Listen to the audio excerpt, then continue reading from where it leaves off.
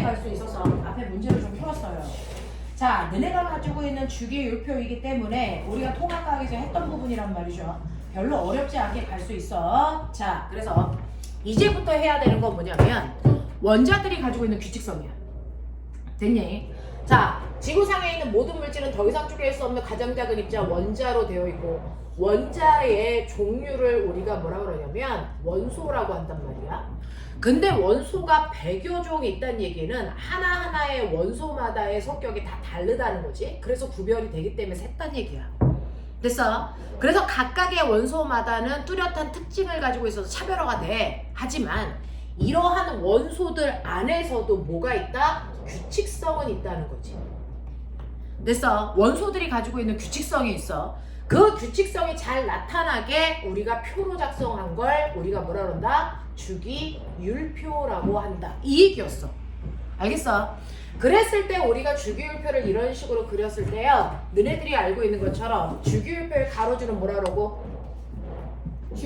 주기라고 하고요. 주기는 몇 주기부터 몇 주기까지 있니? 1주기부터 8. 7주기까지 존재합니다. 1주기부터 7주기까지 존재하고요. 같은 주기에 있는 아이들은 뭐가 똑같다?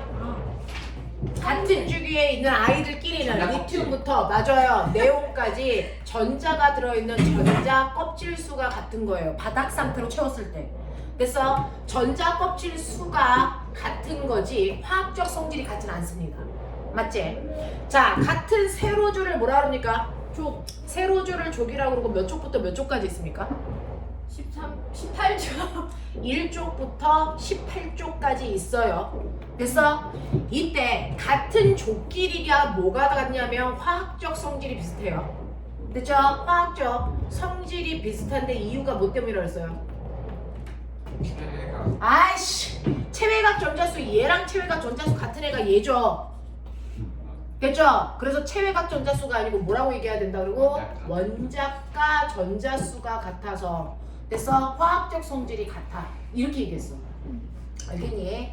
그래서 체외각 전자수가 많은 건 18쪽이지만 원자과 전자수가 큰 건 17쪽이야. 됐어? 17쪽은 원자과 전자수는 7이지만 18쪽은 0이니까.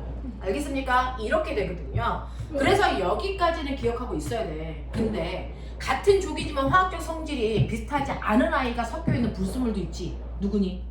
헬륨. 아이씨, 네. 수소요. 수소가 속한 1족 원소를 우리가 뭐라고 그럴 건데 알칼리 금속 원소라고 할 건데, 됐죠? 수소는 금속이 아니라서 얘는 수소를 뺀 나머지 애들끼리 화학적 성질 비슷해. 이렇게 했었잖아. 되겠죠? 이게 다 통합과학 내용이야. 머릿속에 넣었어야 돼. 그래서 이런 식으로 같은 족끼리는 화학적 성질이 같은 이유가 원자과 전자수가 같기 때문이고, 그 중에 1족 원소를 우리가 알칼리 금속 원소라고 할 건데, 여기에서 반드시 누구는 수소는 제외한 나머지 아이들이 그래. 됐지? 그래서 리튬하고 나트륨하고 칼륨인데 이 알칼리의 성격은 밑으로 갈수록 더 세죠.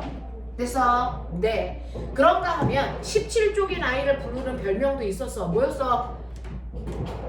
할로젠 원소야. 맞다. 그 할로젠 원소에 누구이니? 플로린, 염소, 풀 먹는 염소를 부러워하는 아이. 근데 얘네들은 위쪽으로 갈수록 그 성질이 강하다고. 알겠어? 네. 이렇게 되고요. 18쪽에 있는 아이들을 우리가 뭐라 그랬니? 네, 비활성 기체라고 해요. 비활성 기체는요, 완벽하기 때문에 다른 아이들과 활발히 반응하는 성질을 가지고 있지 않아. 됐니? 이게 헬륨하고 네온하고 아르곤이 그래. 그러니까 얘네들이 완벽하니까 모든 아이들이 얘처럼 되고 싶어 이온화된다. 무슨 말인지 알아? 그래서 나트륨 같은 경우에 원자번호 11번인데 얘가 되고 싶은 롤모델이 누구야? 2번이야, 10번이야, 18번이야? 나트륨? 네, 나트륨은 2번. 누구 되기가 편하니? 얘 원자번호가 10번이니까 얘와 가장 근사값에 해당되는 값을 갖는 게 누구야? 네온인 거잖아. 그러면 네온처럼 되려면 전자 하나를 뭐 해야 되니? 잃어야 되니까 플러스 1과 양이온이 된 거란 말이야. 되겠어? 그래서 플러스 1과 양이온이 되면 얘는 전자 배치가 네온과 같아요. 이렇게 된다고. 이해되겠지? 되겠어? 자, 그러면 이렇게 원소들이 가지고 있는 주기적 성질이 잘 나타나게 만들어 놓은 게 주기율표인데 이러한 주기율표를 맨 처음에 만든 사람 누구라 그랬어? 돌터. 아니야. 멘델레프. 됐어? 하지만 완성시킨 사람은 누구라고? 도전. 아니라고. 모질리. 너네 통합과학 내용이야. 됐어? 주기율표를 처음으로 제안한 사람은 멘델레예프지만 완성은 모질리가 했다. 왜? 얘의 결격 사유가 있었다는 거지. 실제로 우리가 지금 외우는 주기율표는 무슨 순서대로 쓰니? 모질리가 제안한 원자번호 순서대로 쓰는 거지. 됐어? 근데 멘델레예프는 원자번호 순서대로 안 썼단 말이야. 무슨 순서대로 썼어? 질량수. 됐어? 그러다 보면 여기에 아르곤이 있어야 되는데 누가 있고요? 칼륨이 있고 아르곤이 이렇게 가는 황당한 일이 발생하더라는 거지. 질량수를 썼더니. 자, 그래서 실제로 모질리가요 화학적 성질을 결정하는 건 질량수가 아니고 원자번호이기 때문에 원자번호 순서대로 썼다. 이렇게 되는 거죠. 자, 그러면서 주기율표를 제안해서 완성시킬 때 결격 사유가 뭐였는지 기억해야 되고요. 이러한 멘델레예프가 주기율표 처음으로 만들 때 얘 개념에 해당되는 가로에 해당되는 주기와 세로에 해당되는 조개 개념을 더 옛날에 과학자들이 가지고 있었다는 거지. 됐죠? 그래서 이 주기의 개념을 처음으로 도입해서요. 됐어? 주기의 기원을 만든 사람이 바로 뭡니까? 옥타브서요. 됐어? 8번째마다 화학적 성질이 비슷한 애가 반복돼 뮬렌즈. 알겠어? 이름은 몰라도. 알겠죠? 이게 주기의 기원인 거고요. 조기의 기원이 된 게 뭐죠? 새쌍원소설. 자, 화학적 성질이 비슷한 아이가 있어. 리튬하고 칼륨인데 얘는 질량수가 6이고 얼마입니까? 얘는요? 38이란 말이야. 이 두 개의 화학적 성질이 비슷한 아이들의 가벼운 아이의 질량과 무거운 아이의 질량수를 더한 값에 평균값을 갖는 또 다른 원소가 있을 거다. 그래서 원소를 찾아내는 방법이었어. 그래서 찾아낸 게 나트륨이야. 됐어? 이런 식으로. 됐죠? 그래서 새쌍 원소설은 조개 기원이 된 거고요. 옥타브설은 주기의 기원이 됐다. 알겠어? 그걸 조합해서 만든 게 멘델레예프의 주기율표지만 완성시키지 못해서 모질리가 새롭게 만들어 놓은 거다. 알겠습니까? 그랬을 때 주기는 전자 껍질수가 같은 아이들의 집단이고요. 족은 화학적 성질이 같은 아이들의 집단입니다. 알겠니? 이런 식으로 해서 우리가 주기율표를 작성하니까 주기율표에 왼쪽 가운데 위치한 아이들 누구다? 금속 원소다. 됐어? 네, 오른쪽 위에 위치하는 아이들 누구다? 비금속 원소다. 이렇게 되는 거죠. 그랬을 때 금속 원소라고 하는 아이의 조건이 있었죠. 그 조건을 만족하는 아이가 금속이고 만족하지 않는 아이가 금속이 아닌 비금속이 되는 거죠. 맞죠? 금속이 되기 위한 조건은 4가지가 있었어요. 자기만의 스스로 뭐가 있어야 된다? 광택. 됐어? 네, 그리고 두 번째 전기나 열을 빨리빨리 옆으로 전달하는 전기 열 전도성이 크다. 맞아요. 이거 있었고요. 세 번째는요. 얘는 뭡니까? 얇게 펴지는 성질이 있죠. 전성을 가지고 있고 철사처럼 가늘고 길게 뽑을 수 있죠. 연성을 가지고 있습니다.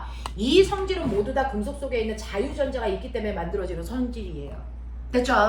그래서 이러한 성질을 가지고 있는 금속들이 바로 주기율표의 왼쪽 가운데 위치한다. 오른쪽에 있는 아이들은 이 성질들을 완벽하게 다 갖추지 못해서 비금속이라고 한다.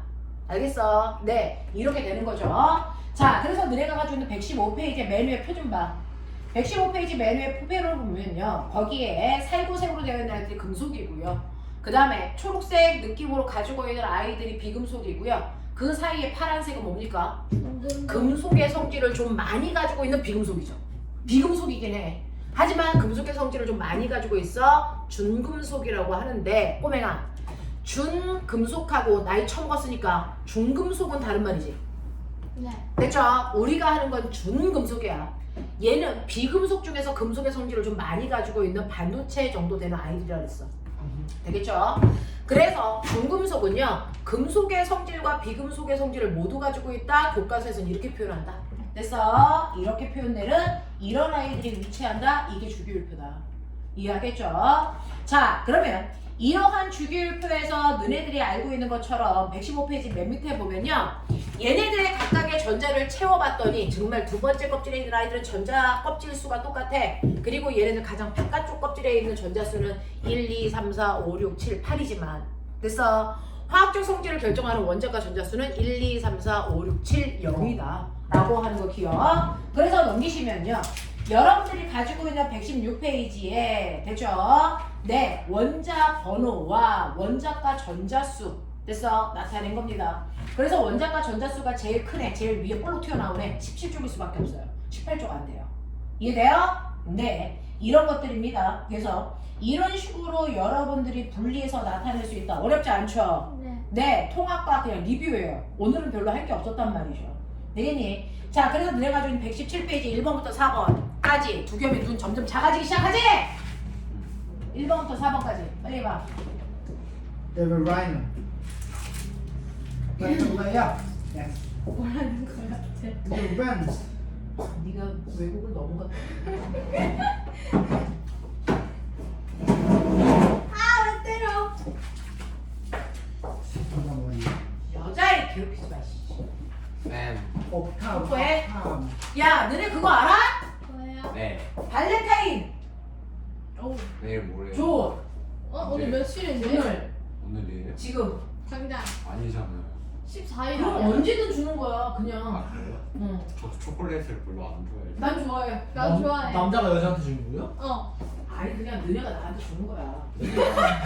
무슨 날은 늘 그래. 누구한테 줘야 되지? 나. 응. 아유, 뭐. 전 여친에게 줘야 하나? 여기가 미친.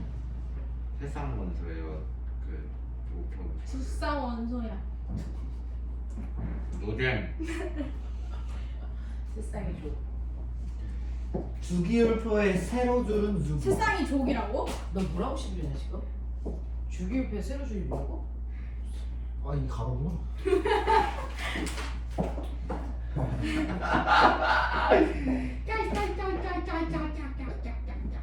야, 누구였으면 이미 등등 날아갔어. 너네는 진짜 아무 말이랑 막하게 이런 거 하고 있니? 이제 중3 애들이 고1로 올라가는 애들이 주기했어. 그래서 제 동아리에 했는데요. 얘기했어. 아 진짜요? M4M 내가 홍보했어. 이제 들어갈 때가 안 들어. M4M이 뭐예요?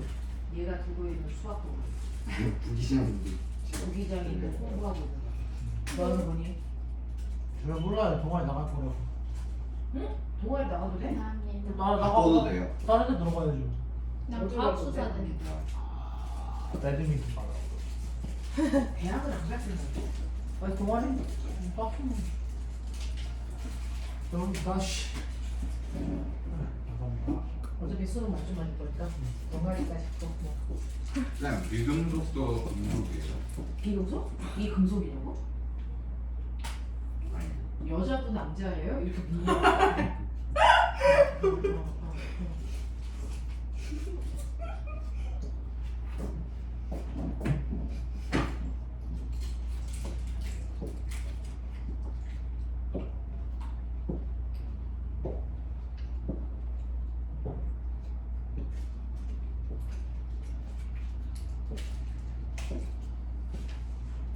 이 금속 양면이 되게 쉬워요?